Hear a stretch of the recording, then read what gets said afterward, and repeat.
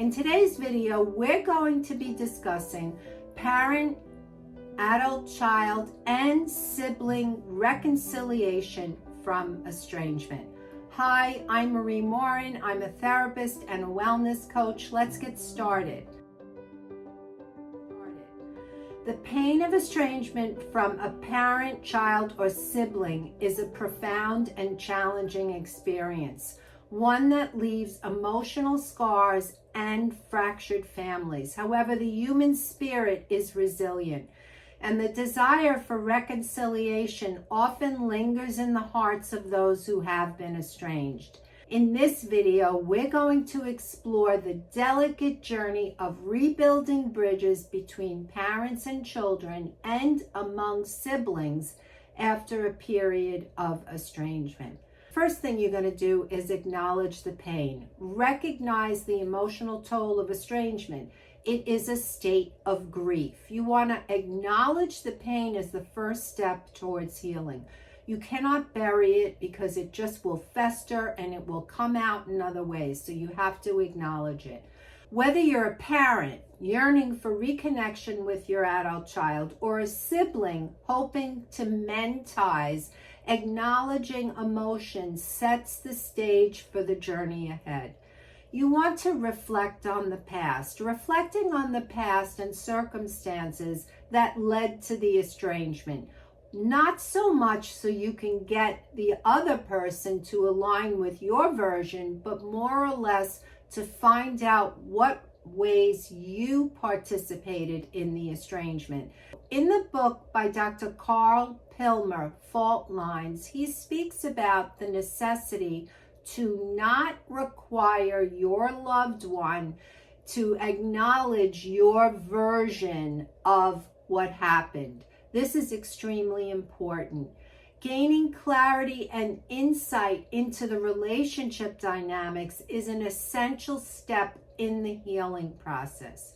You also want to open lines of communication. So I know many of you are saying, my adult child won't respond to me. I get it, but there are people who still have minimal and sporadic contact with their adult child. And sometimes it's about, on occasion, unless there's been no contact request, you can initiate conversation and genuine understanding by sending a simple email and saying, hey, I'm thinking about you. I'm hoping you're doing okay. There is nothing wrong with that. Express feelings openly and share perspectives with your sibling. Now, you're going to want to watch my video, Communication with Estranged Adult Kids, because the rules of the game are different with adult children. But with siblings, you can reach out on occasion and let them know, hey, I would really like to get together. Why don't we have lunch? Or what do you think of meeting at such and such a place? Be open to hearing their side of the story if they feel the need to talk. They may not have gone through the work that you have in inquiring and reading and researching and being informed so that you know what are the better things to do, correct? You know, because you've been studying, you've been watching these videos, and you know that it's not a good idea to force somebody else to convert to your side. But if your person, your sibling is saying to you, hey, I really need to talk to you, there's nothing wrong with listening to them.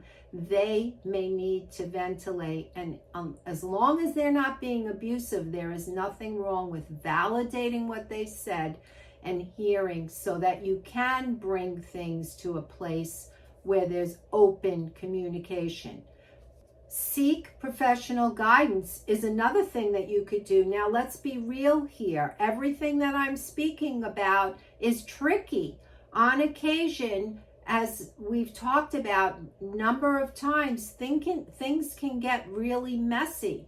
So if you're talking to a professional, such as a therapist or a counselor or an estrangement coach, they can guide you. Hey, this is a good idea, this is not. And these things maybe you may not want to mention. That type of guidance. You also want to create a neutral and supportive environment for communication. If you know that being in your home has been typically a very difficult place for your sibling, you're not going to want to do that. You're not going to want to say, hey, why don't you just come over? A neutral place is probably better. Professionals can help navigate complex emotions, facilitate constructive dialogue, and offer strategies for rebuilding trust. And practice forgiveness. So understand that forgiveness is a powerful catalyst for healing. Now, I hear from a lot of you, how can I possibly forgive? There was this type of abuse, that type of abuse. So remember, forgiveness does not condone past actions, but frees you from resentment. That's the purpose of it. It's a way of saying, I let this offense go. We know from the literature and from the research that forgiveness is a powerful tool for personal healing. Whether it's a parent forgiving a child or a sibling forgiving their brother or sister, forgiveness opens the door to renewed connection. And you want to establish boundaries. So you want to recognize the importance of establishing healthy boundaries. So there are situations, as I said, and you know, in families, there's tricky things. There could be in-laws involved. There could be their children involved. There could be all sorts of dynamics that intertwine, and at points they could impact what is good for you. You're going to need to know, what are my healthy boundaries and how do I state them clearly? You want to communicate expectation and respect each other's autonomy. Your sibling or your adult child may be on the cusp of wanting to reconcile, but maybe they are afraid. Maybe they think, oh my God, it's just going to go back to what it used to be. You want to be very, very respectful of their right to decide what is comfortable for them. You also want to build a foundation for a sustainable and positive relationship that involves setting boundaries, meaning if you're getting a boundary from them and it doesn't feel good to you, take a deep breath and say, okay, this is the foundation that will help our relationship moving forward. And in navigating sibling estrangement, understand that the unique complexity of sibling relationships requires a lot of thought. Reflect on shared childhood experiences and the individual evolution of each of your lives. Things happen differently. I hear from a lot of people, well, we grew up in the same home. Everything was fine for me, but my brother or my sister had this reaction or that reaction. Everybody's journey is different.